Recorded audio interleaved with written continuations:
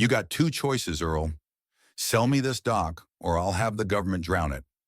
That's what she said, not in private, not in a letter, right to my face, while wearing a flamingo pink visor and clutching a clipboard like it was the Ten Commandments, HOA.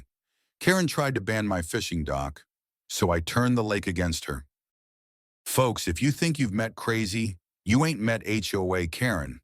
This ain't just another fishing tale. This is a true blue American showdown between an old man, a crooked HOA, and the dock that refused to die. So grab your coffee, tighten your belt, and settle in. Because this story's got lawsuits, lake wars, and more petty drama than a Thanksgiving with in-laws. And hey, if you've ever stood your ground against a clipboard tyrant, hit that subscribe button, leave a comment with your own battle, and welcome to the HOA Karen Files. We're just getting started.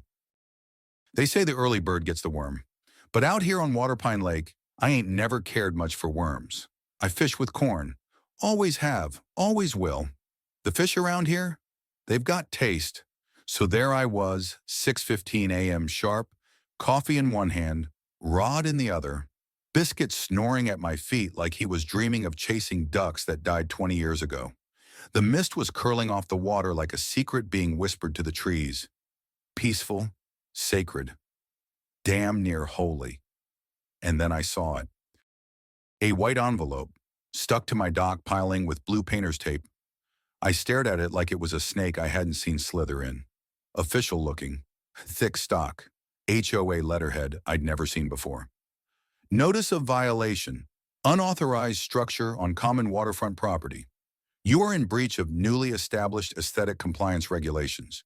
Your wooden dock must be removed within 30 days. Non-compliance will result in legal action and potential fines. My heart didn't skip a beat. It punched itself in the face. I looked at the signature. Karen Ellison, President, Waterpine Lakeshore, HOA. HOA. We never had no HOA, not in 20 years living here. This lake had rules, sure, the kind written on fence posts and passed down through fishtails and potlucks, but never on paperwork. I sat down real slow on my old dock bench, the same bench Mary and I built together with leftover cedar. We carved our initials under it the week after she passed. And this woman, Karen, wanted it gone because it didn't fit the aesthetic? Biscuit lifted his head and groaned like even he couldn't believe it. I reached down and scratched behind his ear. "What do you say, boy? Think we're about to have ourselves a little neighborhood disagreement?" He sneezed. I call that a yes. That evening, I strolled down to the community bulletin board, just to make sure this wasn't some elaborate prank cooked up by the high school kids. Nope. There she was. Karen Ellison, President. Picture of her standing in front of her pristine white vinyl house with a fake lighthouse in the yard and a Live Laugh Lake sign crooked on the door. Below it, excited to bring a new era of elegance and order to Waterpine. And wouldn't you know it, a calendar taped underneath. June 15th, Lakeside Aesthetic Inspection Day. All docks, fencing, benches, and decor subject to HOA approval. Inspections conducted by Karen and a licensed visual harmony consultant.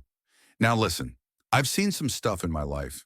I've worked rail lines through Missouri summers, slept in tornado shelters, and once pulled a catfish the size of a toddler through a hole in the ice using dental floss and bad decisions.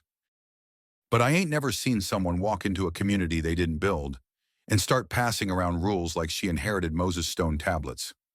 I tore the flyer down without saying a word. Biscuit barked once, like he was proud. I thought about letting it go, just smile, nod, and hope she'd run out of steam. But the next morning, Karen and her consultant showed up at 6:45, uninvited, wearing matching polos and clipboards, pointing at my dock like it was radioactive waste. Karen had the nerve to wave. "Hi, Earl, just here to take some photos for the before section of the newsletter." I stood still. "We'll need that rickety little deck of yours down by the end of the month. Nothing personal, of course. Just community standards. Oh, and..." She paused to snap a photo. "You'll need to repaint your mailbox, too. That wood grain is tragic." Now, I'm not a violent man, but there are things you don't say to a man standing on his dock before coffee. Tragic ain't one of them. And neither is calling the bench where his wife's ashes are buried rickety. I didn't say a word, just raised my mug and took a slow sip while staring her down over the rim. The consultant? Some 20-something fella in skinny jeans and shoes that had never met mud in their life. He mumbled something about safety codes and clean sight lines. Karen was already scribbling on her clipboard like she was writing citations at a Civil War reenactment. "We're building a better lake, Earl," she said sweetly. "You'll thank me later." I tipped my hat. "You build your lake, Karen, but don't go thinking you own the water." And with that, I turned my back on him. Walked back down the dock, tossed a line, waited. That's the thing about fishing. You learn patience. You learn silence. You learn exactly how long to wait before yanking the hook. And I had a feeling Karen was about to get a hook of her own. Let me tell y'all something right off the bat. The thing about women like Karen, they don't just ask for control. They take it in little scoops, like a possum digging through your trash can, piece by piece, till there ain't nothing left but a mess and a smell. It had been 4 days since her clipboard parade on my dock. 4 days since she took a picture of my mailbox and called it visually offensive. 4 days since I made a promise to myself, quietly over a cup of black Folgers, that I wouldn't let her lay a single polished fingertip on my pier without a fight. Now I'm not some constitutional scholar or city slicker with a law degree hanging above my gas fireplace, but I do own a few things. A 12 gauge I cleaned last Thursday, a folder full of receipts going back to 1993, and a best friend named Ralph Tyler, retired county water inspector, legendary bullshit detector, and the kind of man who knows the difference between a real citation and a HOA bluff. I called Ralph that afternoon. "You sitting down?" I asked. "I'm on the porch," and he grunted.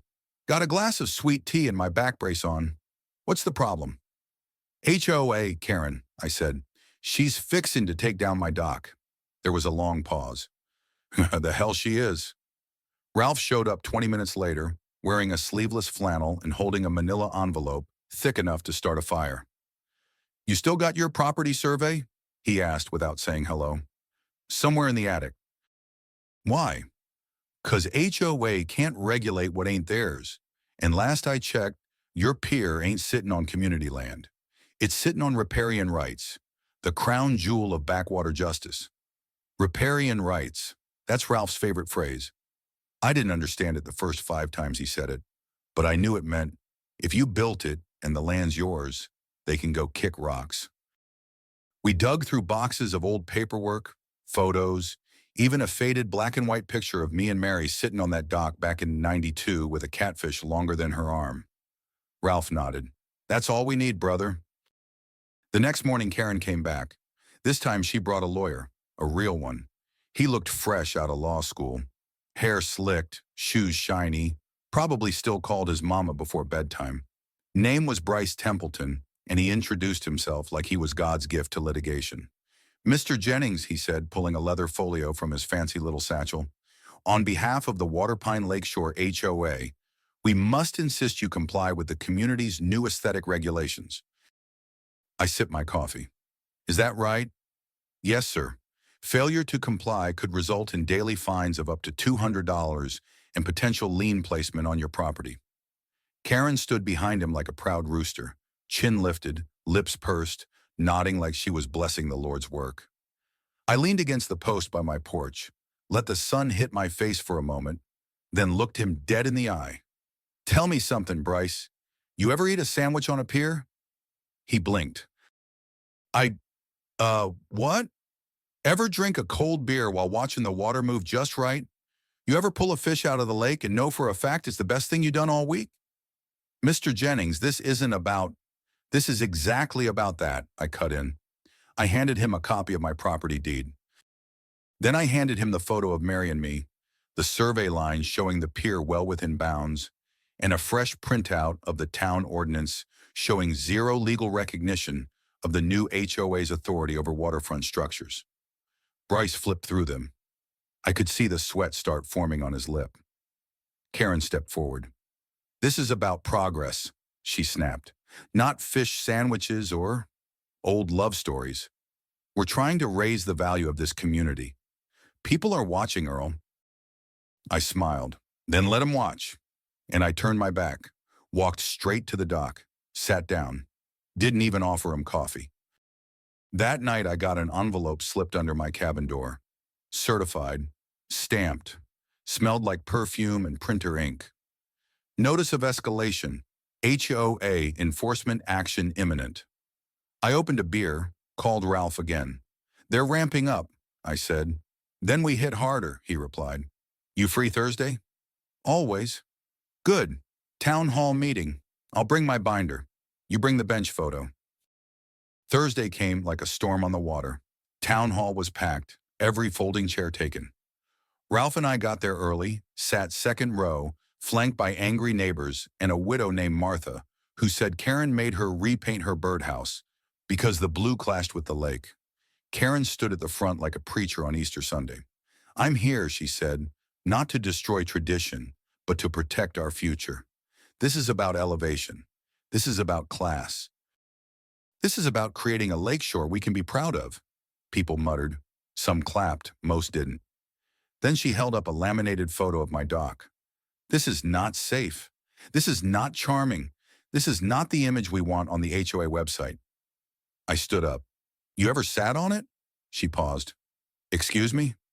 You ever sat on that bench, caught a bluegill at 5 a.m., watched a thunderstorm roll in over the trees? No answer. My wife died before we could take that Alaska trip. But we built that bench together, and her ashes are buried under it. So unless you plan on digging up my wife, you better turn your clipboard around and walk out quiet. The room went dead silent. Even Ralph looked surprised. Karen's mouth opened, but no words came out. This ain't just a dock. It's part of me. And if you want to tear it down, you'll need a damn good lawyer, a bulldozer, and a restraining order. Thunderous applause. Even Martha cheered. I wish I could say it ended there. But you know Karen. 2 days later, I came home to find the visual harmony consultant on my lawn again.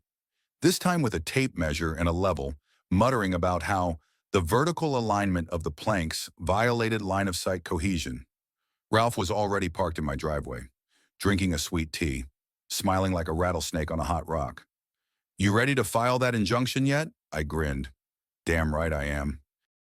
Oida, they say, when a man's got nothing left to lose, he becomes dangerous. But when a man's got something worth protecting, well, that's when he becomes unstoppable. Me? I wasn't dangerous. I was determined. And my dock, my water, my peace, they were under siege. It'd been a week since Karen and her mini-suit army marched onto my land like Napoleon at a homeowner's parade. The notice of violation was still pinned to my fridge with a fish magnet, mostly because every time I reached for the milk, I needed a reminder of what we were fighting for.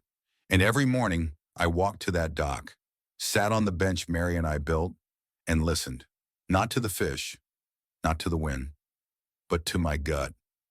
And it kept whispering the same thing. She ain't done. Sure enough, by Wednesday afternoon, Ralph swung by with a six-pack and some news. Karen filed a motion with the HOA to officially vote on mandatory dock removal, he said, popping open a Bud Light and sitting on my porch swing like it was his own. What does that mean? I asked. Means she wants the board to pass a bylaw that lets her demolish every non-uniform lakeside extension, which translated from HOA East means your dock and anyone else's who doesn't match her plastic fantasy. She gets the votes? Ralph smirked. Not if we fill that town hall with enough real people who give a damn. That night we started making calls. Old neighbors, fishing buddies, the widow down the road who bakes too much zucchini bread, even the high school kid who sells worms out of his dad's bait cooler. By Friday, word had spread like wildfire across the lake, and by Saturday, folks started coming out of the woodwork. Some brought their own stories, like Big Hank, a retired Navy man who said Karen fined him $50 for flying his American flag too aggressively, or little Miss Thelma, who cried when they made her paint over her husband's memorial garden fence because it was a shade too rustic. One man whispered that Karen told his grandson to stop skipping rocks because it disturbed her dog's meditation schedule. Yeah, it was getting personal. But this wasn't just about my dock anymore. It was about everybody's damn right to live without getting bossed around by someone with a clipboard and a superiority complex. The Waterpine Town Hall sits on the corner of Main Street and Old Mill, sandwiched between a tire shop and an empty lot where raccoons now pay rent in stolen garbage. It's not fancy, just four walls, a podium, and a sound system from the Nixon administration. But that Tuesday night, it felt like Madison Square Garden. Every chair was filled. People stood against the walls, spilled into the hallway, even propped open the windows so folks could listen from outside. Ralph and I got there early, took our spots front and center. Karen arrived fashionably late, decked out in a neon green blazer that could scare a trout out of the water.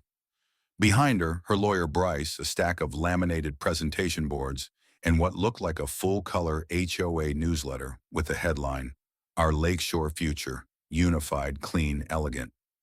I felt Ralph's elbow jab me. "She brought props. You bring your papers?" "Better," I said. "I brought the people." The mayor, a good old boy named Clyde, who once fell asleep in the middle of his own re-election speech, tapped the mic. "All right, folks, settle down.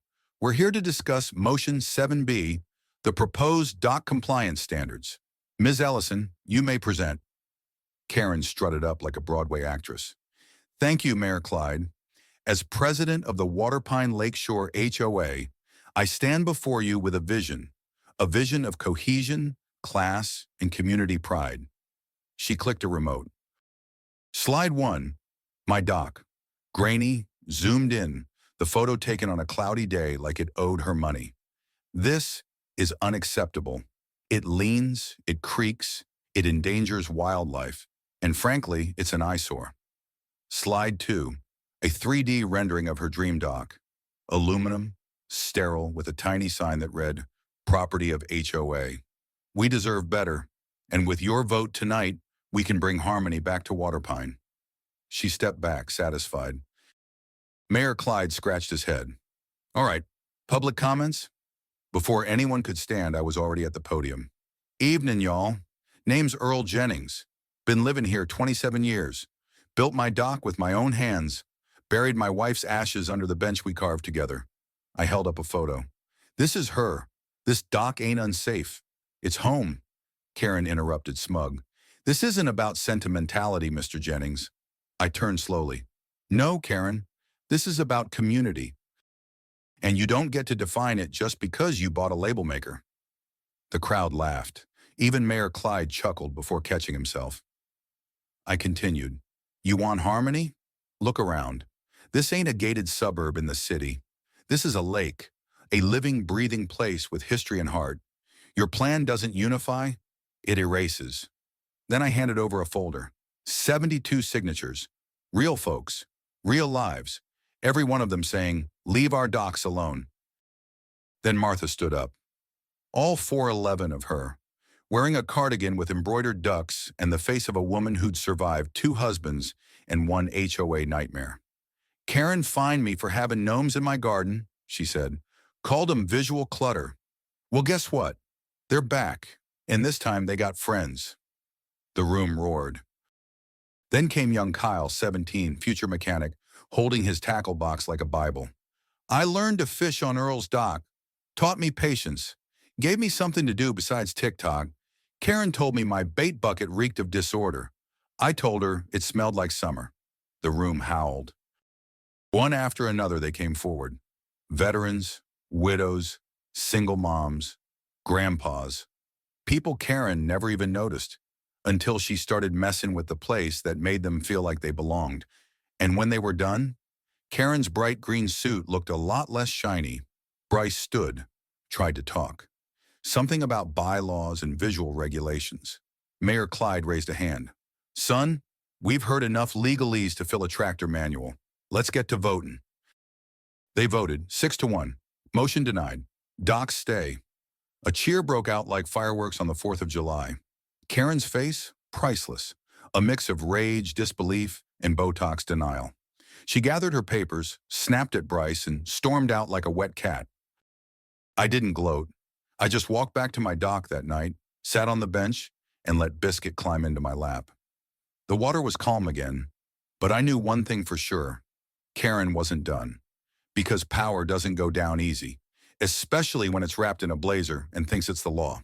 And sure enough, the very next morning, taped to my mailbox with the same blue painter's tape, urgent, environmental violation, unauthorized fish feeding activity. They were trying to get me for baiting too enthusiastically. Some men draw the line at property lines. Me? I draw mine where the water kisses the dock. And the moment someone tells me how I'm allowed to enjoy my lake, especially with a worm and a bobber, well, then we've got ourselves a problem. The sun hadn't even cleared the treetops when I found the letter. A bright orange envelope duct-taped, yes, duct-taped to my mailbox. The kind of tape you use when you want to send a message. We're done being polite. Inside was a notice of violation from the Lake Ecology Authority. Apparently, I'd been dumping organic pollutants in a protected aquatic zone. Translation: we don't like that you fish. Now I've been called many things in my day. Stubborner than a two-legged mule.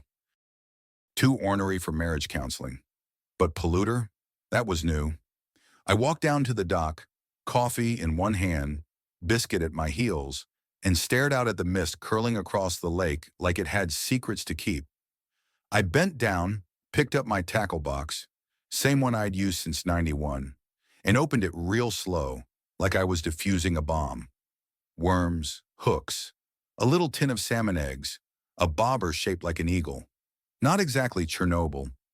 Still, someone had filed that complaint. And we both knew who. Ralph showed up just past 8, still in his bathrobe, holding a copy of the same letter. "You too?" I asked. "Yep," he said, lighting a cigarette with the calm of a man who'd faced 6 divorces and still believed in love. "Karen's on a crusade now. They accusing you of dumping waste? They said my minnows were invasive. Hell, I bought them at her nephew's bait shop." We sat on the porch, coffee steaming between us, watching as a county truck pulled up across the lake and started poking around in the water near my dock with a big old pole. "She's escalating," Ralph muttered. "She's done trying to beat you in the court of public opinion. Now she's going for slow bleed. Fines, citations, bureaucracy. Death by 1,000 paperwork cuts," I said. That afternoon, I went into town. First stop, Sheriff Carter. He leaned back in his chair, boots propped up on the desk, chewing sunflower seeds like they owed him rent. "Can't stop them from filing complaints," he said. "But I can tell you this. No judge in Waterpine's going to sign off on criminalizing fishing. You'd have to personally strangle a bass in front of a child for that." "And even then," I asked, "we'd probably just fine you $10 and send you home with a warning." Hontabo. Guess our next stop, City Hall. I marched up to the Lake Ecology desk, which, by the way, is just a folding table near the vending machines, and demanded to speak to the field agent who issued the citation. A college kid in a polo shirt named Travis stammered that protocol had been followed and complaints are logged anonymously. "Son," I said, leaning in close enough he could smell the lake on my flannel, "if you're going to accuse a man of poisoning a lake he swam in since Reagan was in office, you better do it with something stronger than a clipboard and a birth certificate from 2001. Travis blinked, sweated, handed me a copy of the field report, which listed fish feeding activity observed from across the lake with binoculars. Binoculars. They were spying on me with birdwatching gear. Back at the ranch, Ralph was already pacing. "You're not going to like this," he said. He handed me a flyer someone had left on his windshield. It read, "Save the Lake, join the Clean Water Caucus, sponsored by Karen Ellison." "They're hosting a lake cleanup this Saturday," Ralph explained, "under the guise of environmental action. But really, they're bringing in contractors to inspect docks for compliance upgrades." "You mean demolition?" I said. "Yep. And guess which dock's first on the hit list?" So we made a plan. We'd beat her at her own game, not with more rules, not with legal tricks, but with the very thing she claimed to be defending, the lake. Saturday morning, I was up before dawn. By 6 a.m., I had flyers printed and posted on every dock from Cedar Hollow to Otter Point. "Real cleanup crew, meet at Earl's dock. Bring gloves, hooks, and hellfire." And they came. Old folks, young kids, veterans, birdwatchers, the local church youth group. Even Hank rolled up with a flatbed full of garbage bags and a sign that read, "My lake, my rules." Ishtar and Karen arrived at 9 sharp, flanked by her HOA board, all wearing matching shirts with an embroidered heron logo and clipboards tighter than a banker's wallet. "What's all this?" she asked, voice saccharine and sharp as barbed wire. "Community service," I said. "You believe in that, don't you?" She narrowed her eyes.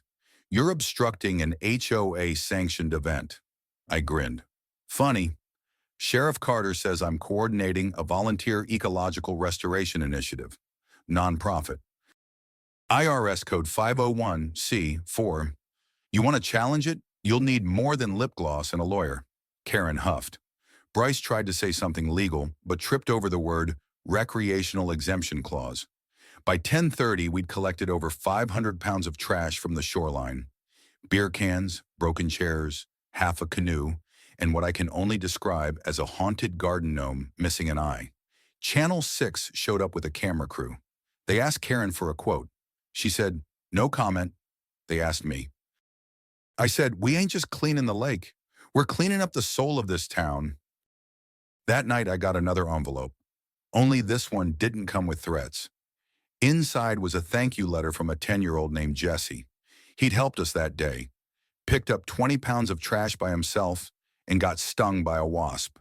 His note said, "Mr. Jennings, you taught me that one person can make a difference. I want to grow up to be like you, but maybe with less back pain." I laughed so hard I spilled whiskey on the rug.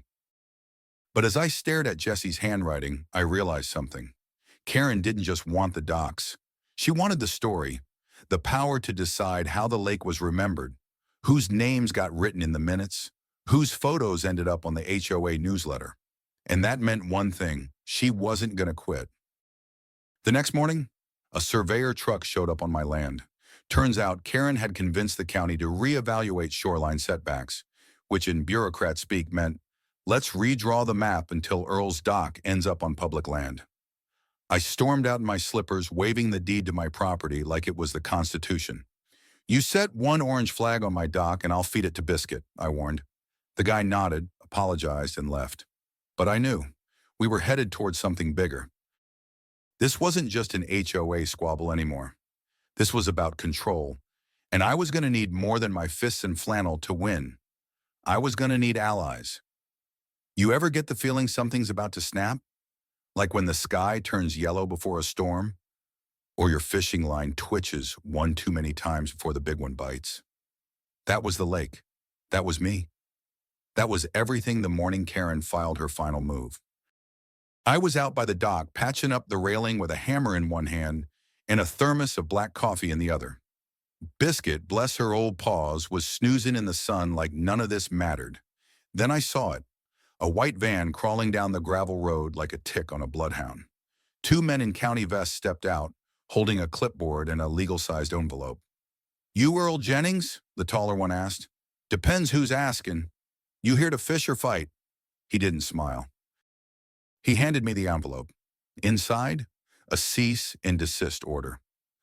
"Effective immediately, you are to vacate and dismantle all unauthorized lakeside structures pending review under revised township ordinances." And the cherry on top?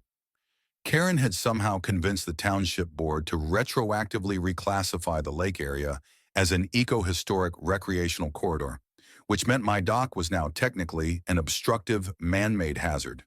Translation? We're stealing it, legally. I did what any red-blooded man would do. I poured another cup of coffee, sat down, stared out at the water. Then I called Ralph. "It's time," I said. "Time for what?" he asked. "To fish." By sundown, the plan was in motion. We called it the Last Cast, a community fishing event. One last hurrah before the wrecking crew arrived. But under the surface, it was a stand, a protest, a line in the sand, and the lake answered. That Friday, more folks showed up than I'd ever seen in one place without someone serving barbecue. Families, veterans, teachers, bikers, preachers. Even Mayor Clyde came down, still wearing his sash from last year's Watermelon Festival. They lined the banks, tossed out lines, sang, laughed, and every now and then glanced toward my dock, still standing, still proud. Karen showed up in her usual cloud of entitlement and citrus perfume. "This is a violation of a township order," she barked. "No, ma'am," I said, stepping onto my dock, pole in hand. "It's a birthday party. For the lake. You gonna arrest kids for celebrating?" Her jaw clenched so tight I could hear the Botox groan. "You think this little carnival will stop what's coming?" "No, but it'll make damn sure the world sees it." And right on cue, 3 news crews rolled up, cameras humming. Then it happened. Midway through the event, as sun dipped low and fireflies began to spark, Karen marched out to the end of my dock, yes, my dock, and tried to deliver a public statement. "This structure is illegal and," crack. The old railing, the one I'd just patched up, gave way behind her. She flailed, grabbed air, and splashed face first into the lake. Silence. One long beat. Then, roaring laughter. Even Ralph wheezed so hard I thought we'd have to dial 911. Karen emerged sputtering like a soaked raccoon, mascara streaking like war paint. "You'll all pay for this," she shrieked, pointing at me. "Only thing I'm paying for," I said, "is bait." The image of her flailing in that lake went viral before she even dried off. Karen takes a dive. Dock Wars. Even the Weather Channel shared it. But here's the real kicker. The footage also showed the dock holding strong. Not a single loose plank. Just one rotten rail and one rotten woman who underestimated an old man with a screwdriver and a spine. The backlash was swift. People flooded township meetings. Petitions rolled in. A retired judge offered to sue the HOA pro bono. By the end of the week, the cease and desist was rescinded. The eco designation dissolved. And Karen? She resigned as HOA president, moved out of state to focus on wellness, whatever that means. That weekend, I rebuilt the rail with Ralph and Jesse and Big Hank and even little Thelma, who brought lemonade and patched things with duct tape while we laughed. And when we were done, I cast one long line into that still, quiet lake, watched the bobber float, and breathed. You see, I didn't win because I shouted louder. I won because I stood still while they tried to bulldoze me with rules and titles and fake smiles. And the lake, she stood with me, because some things don't belong in bylaws or briefcases. They belong in hearts, in hands calloused by work, in laughter shared over hooks and worms. I still fish, every Sunday, same dock, same dog. And sometimes when the water's just right, I swear I hear Karen's voice, splashing all over again. Some folks think freedom's about flags and fireworks. But out here, it's about quiet mornings on the dock, about wet boots and wriggling bait, and about not having to ask permission to live the life you earned. Karen came at me with rules, lawyers, even bulldozers wrapped in bureaucracy. But in the end, she forgot the one law no HOA can override. You don't mess with a man's peace. So here's the truth. You don't need to be loud to stand tall. You don't need a fancy title to be right. Sometimes all you need is a steady hand, a little grit, and a damn good fishing rod.